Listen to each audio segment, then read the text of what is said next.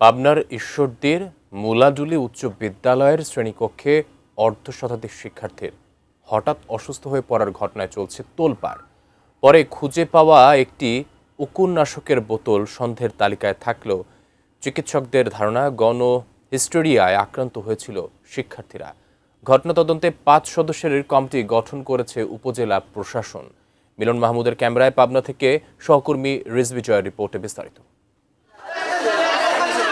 বুধবার দুপুর 1টা প্রতিদিনের মতো পাঠদানের মাঝে হঠাৎই শ্বাসকষ্ট, খিঁচুনি ও বমির উপসর্গ নিয়ে একের পর এক অসুস্থ হয়ে পড়তে থাকে মুলাডুলি উচ্চ বিদ্যালয়ের 6ষ্ঠ শ্রেণীর শিক্ষার্থীরা।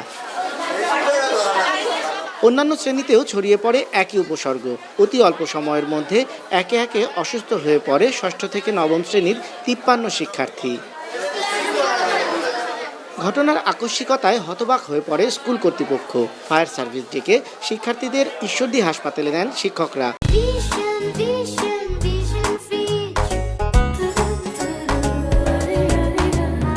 অধিকাংশ শিক্ষার্থী প্রাথমিক চিকিৎসায় সুস্থ হয়ে বাড়ি ফিরলেও এখনও হাসপাতালে ভর্তি রয়েছেন অন্তত 10 জন। তবে তারা আশঙ্কামুক্ত। বিচ্ছিরি গন্ধ এসে পড়ে, স্যাররা বলে তোমরা নাক ধরে নিচে যাও সবাই। পরে আমরা ব্যাগটা নিয়ে নাক ধরে নিচে যাই। তো হয়ে পড়ছি, বুকের ভিতর ব্যথা করতেছিল আর মাথা ঘুরতেছিল। ঘটনার পর শ্রেণীকক্ষে পাওয়াও একটি উকুননাশক স্প্রের বোতল ঘিরে দানা বাঁধে সন্দেহ। তবে একে মাস সাইকোজেনিক ইলনেস বা গণমনস্তাত্ত্বিক রোগ বলেই ধারণা চিকিৎসকদের।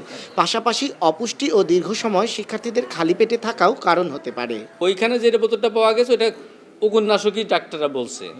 এখন ওটা তো ল্যাবে পাঠাইছে, এখন কিছু ছিল কি না এটা আমরা তো পরে রুমেও দেখছে, ডিবির লোকজন আসছে, পুলিশ আসছে, সবাই এসে দেখছে কিছু নাই। যে বোতলটা নিয়ে আসছিলেন সে বোতলের গায়ে লেখা ছিল হচ্ছে ইনসেক্ট কিলার মাইট অ্যান্ড মাইস, মানে হচ্ছে কি মাথার উকুন এবং আরশোলা জাতীয় মারার যে ওষুধ, যেটা এটা উপরে লেখা ছিল, কিন্তু বোতলের ভিতরে অ্যাকচুয়ালি ওই প্রোডাক্টটাই ছিল কিনা এটা তো আসলে তদন্ত সাপেক্ষ।